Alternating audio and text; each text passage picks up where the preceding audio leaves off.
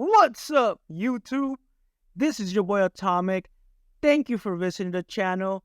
In this video, we will learn about 5 important variables. If you study them and understand how these variables work, you will set yourself apart and have more confidence in your skills. Study them and learn these terms, and you will have a head start on your welding journey. These variables will give you a baseline on what's MIG welding. In other terms, gas metal arc welding. It is important for you guys to familiarize yourself deeply with these 5 important fundamentals of this welding process. Let's kick off with amps. Amps is a base unit of electric current. Current and amps is the same thing. Amps is the common term used in the welding field. Let's try to put a picture together. Ever seen how water flows through a river?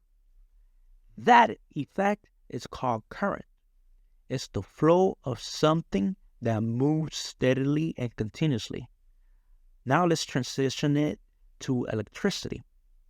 Picture billions of electrons running through your electrode, striking and discharging those electrons onto your base material for it to begin the process of melting the metal and start the bonding with the filler material.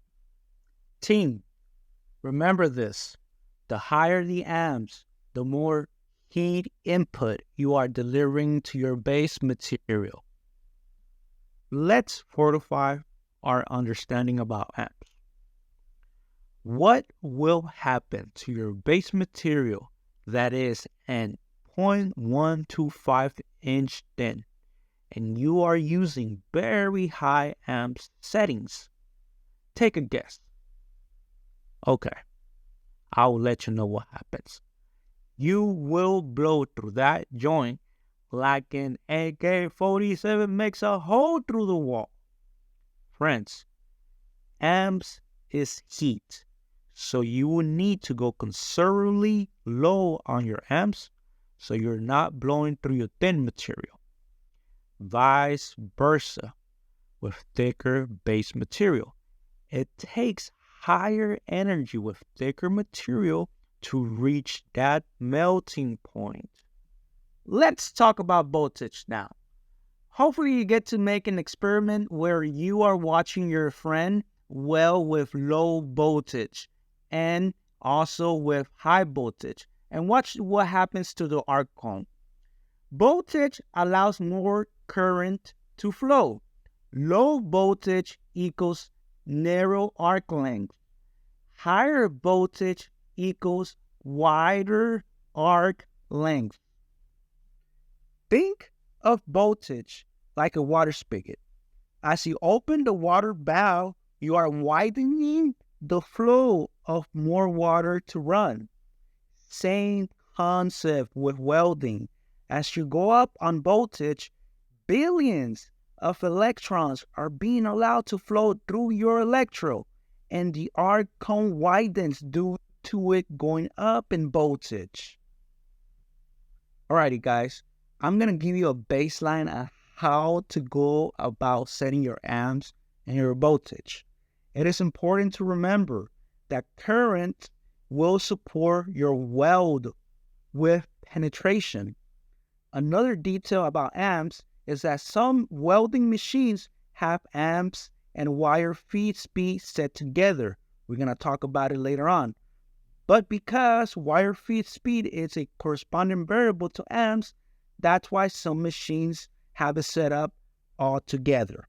Lower voltage values will narrow the area of heating, while high voltage values will spread the arc heating.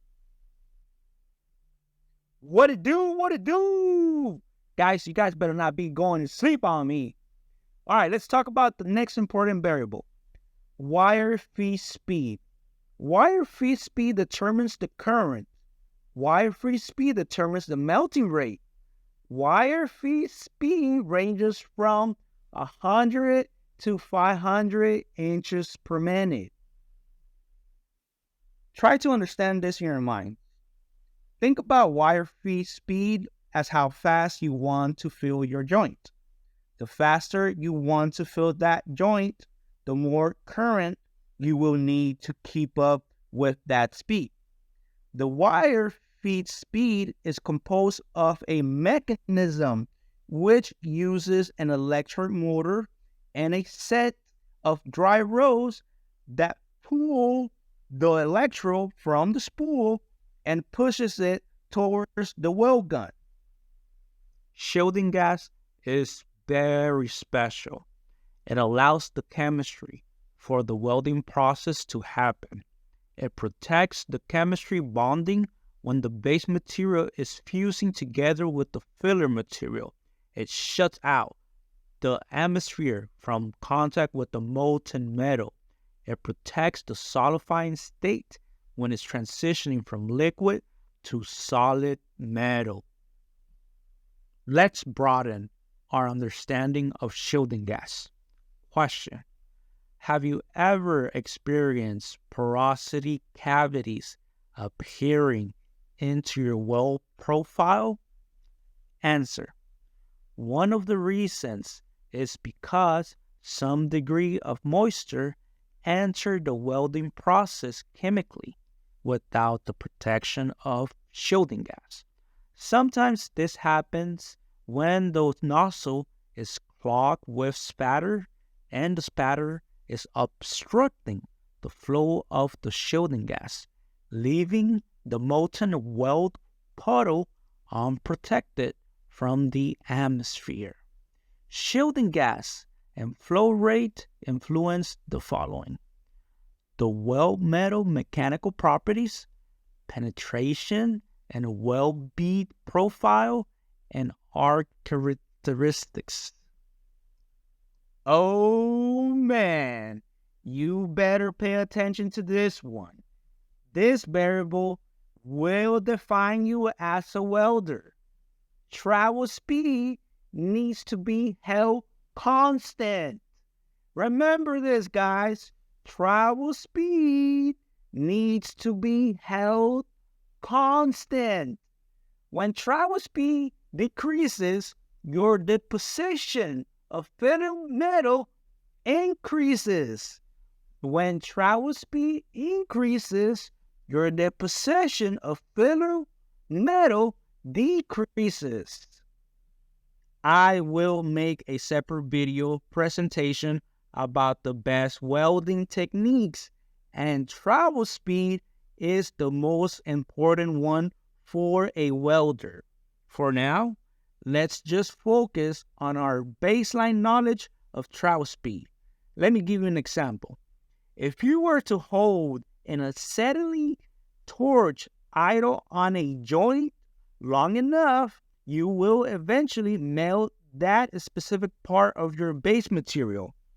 The longer it takes to travel across the joint, the more heat you will be applying and the more filler you will be depositing. Depending on what or where you are working, there will be specific welding settings that you are prescribed not to change. You need to figure out your technique on how fast you will need to travel for you to meet that required specification for weld size and penetration depth. My friends, get familiarized with these variables. Thank you for watching. Hit that like button and subscribe, and see you on the next video. Let's go!